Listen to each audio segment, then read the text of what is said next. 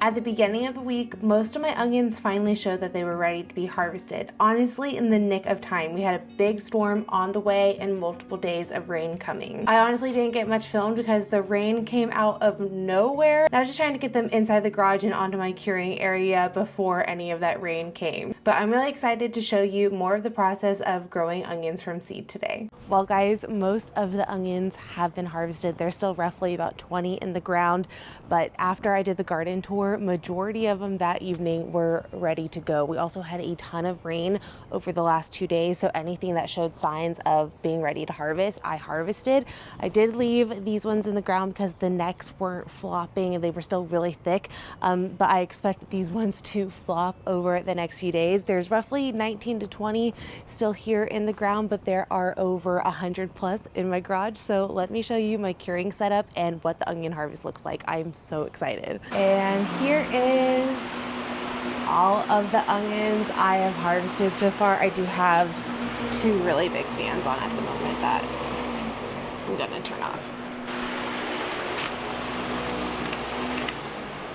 Having good airflow helps out a bunch.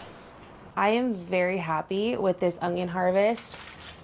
This one here is one of my biggest ones and it is so huge. I am so proud of this thing. I do have maybe a few on the smaller side, but I don't mind having an onion this size either.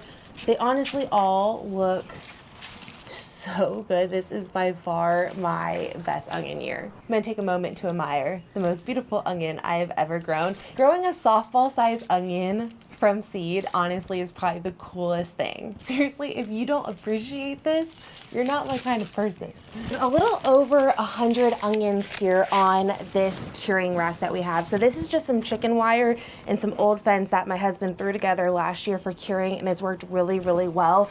But there's a little over 100 and they all look so good, and I'm so excited to share with you the small little differences I did this year to really just change my onion harvest even more. So you might remember last year I had a really good onion harvest and I followed a lot of what I did last year, but I did a few minor tweaks that allowed me to grow the biggest onion I have ever grown, which is really exciting. And like I did mention, there are a few smaller like this, but they were all in one little area.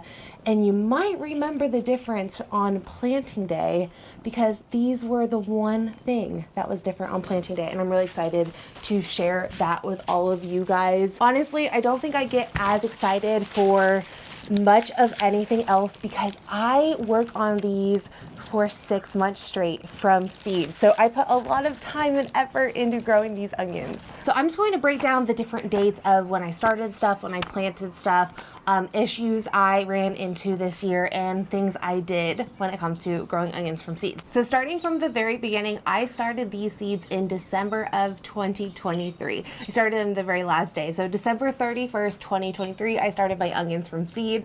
The last 3 years I've played around with that last week of December into that first week of January. And I think I really like that last week of December. So moving forward, that is going to be my plan. Whenever I have like a break from the craziness of the holiday season, I'm gonna go ahead and start my onions from seed that last week of December. I feel like that's just a really good time to get started because these onions don't stay inside all too long. The last few years, I planted them out the very first week of March. These got planted in the garden on March 3rd. That is 6 weeks before my last average frost, and that's also only 8 weeks inside from when I started them from seed. While the onions were inside for roughly that 8-week period of seed starting, I did cut back the tops. I probably cut those back 8+ times throughout the time of them being inside. I would cut them back to 3 inches, and that is to really help make sure the base grows sturdy and tall and isn't just trying to automatically flop over when they're young. That really does help once they go outside. And prior to planting, I will stop cutting them a few days prior. That way they don't have any open wounds while they go outside. They're already scarred over. But one thing I do once I plant them outside is I no longer cut the tops. I did that one year, and I really feel like that introduced disease to my onions.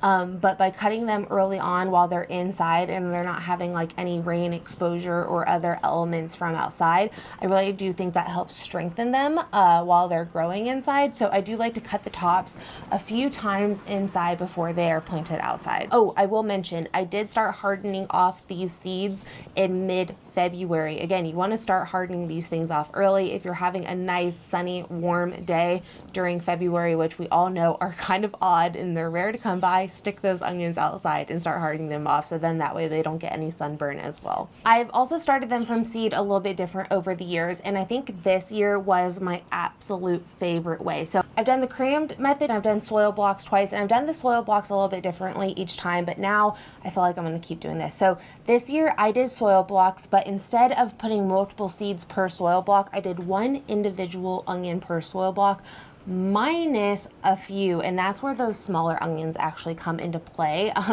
But I tried to do that because I felt like that would have made planting that much easier and less tedious on planting day, because planting out 100+ onions is not the funnest because they are so small. You have to be really particular on how deep you put them into the soil. So by spending more time up front doing individual seeds per soil block, that saved me a lot of time on planting day. That also allowed me to have zero root disturbance when it came to planting. I will also say these were some of my best looking onion starts going into the ground, and I mostly just think that's because they weren't fighting for nutrients. I was a lot better about fertilizing these onions inside, but having them in individual soil blocks I feel like was just game changer, and that is how I am going to be starting my onions from now on moving forward.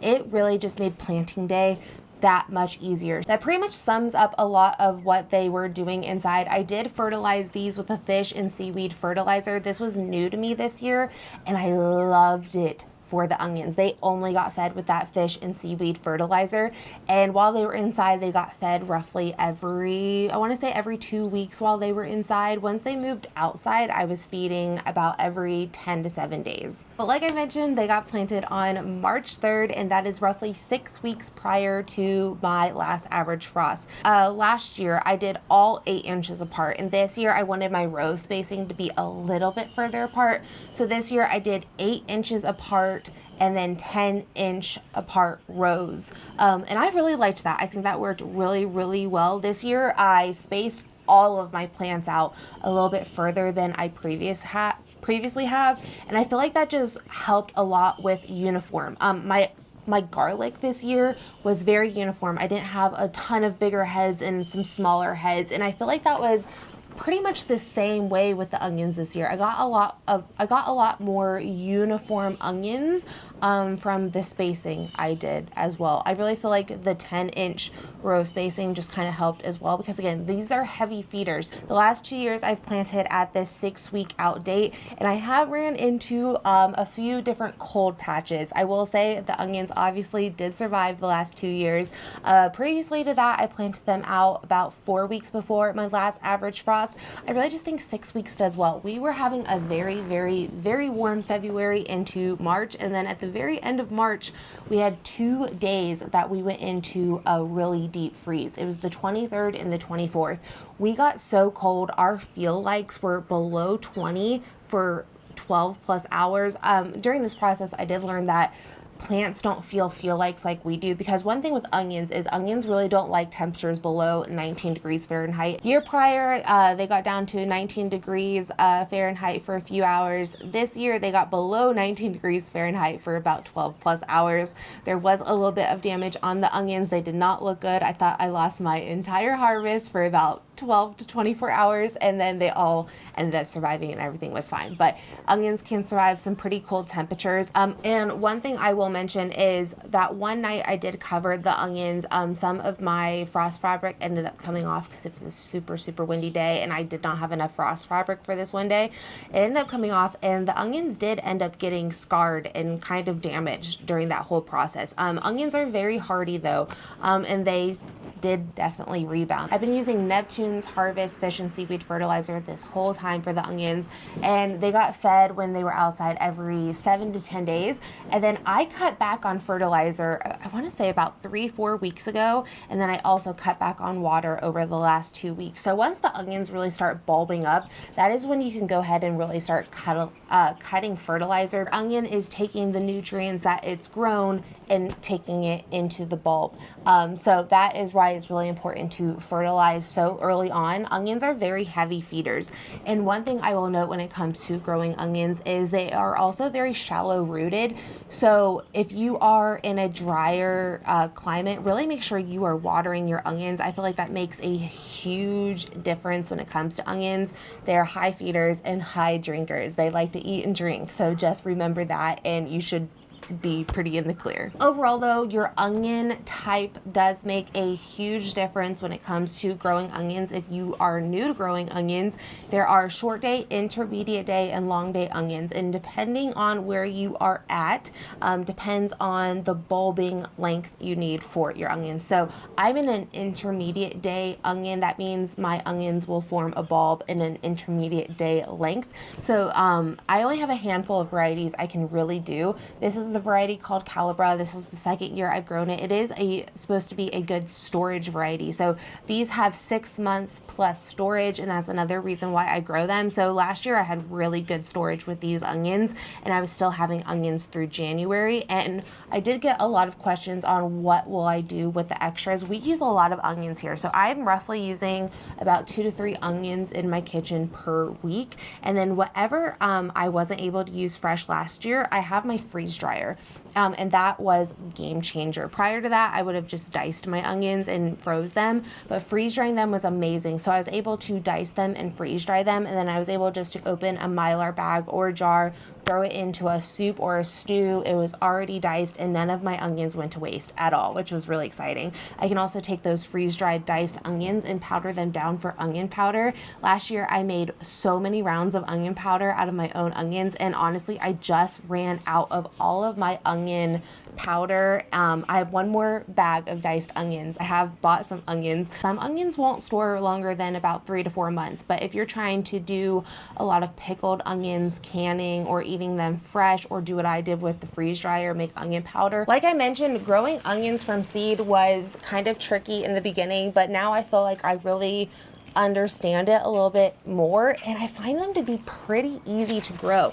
Honestly, around here we don't have a lot of pest pressure when it comes to the onions. I do know a lot of the northeast part of the country has allium miner, I believe is what it's called, leaf allium or leaf miner bugs, and they will actually eat at the greens of the onions.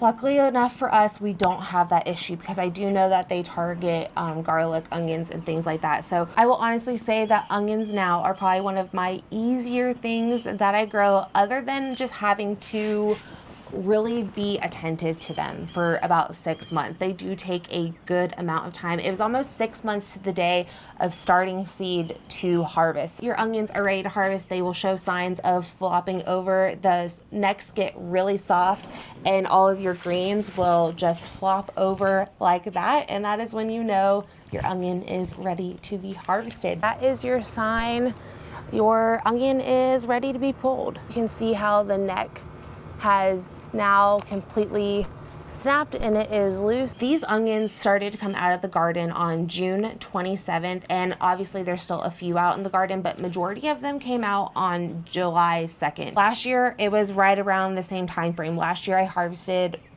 all the onions the last day of June. So yeah, now these onions are just going to be curing. So curing is the process of drying out the outer layers. That way they hang into storage. I do this with the garlic as well. And the onions will stay out here for roughly the next 4 weeks or so. It really just depends on how dry and humid or rainy our July is. I really feel like moisture in the air really plays a huge effect when it comes to curing times. But when you're curing, just making sure you have really good airflow plays a good role. Again, I have 2 really big garage fans. I have 3 fans in here actually that help with the whole airflow process. And this will be what is going on for the next 4 weeks as they cure. Once they are cured, I will do a braiding scenario where I braid and I hang them up in the basement. Last year I also just laid out a bunch of my onions and that worked out really nicely. So I'd like to have a shelf where I could just kind of lay them out downstairs.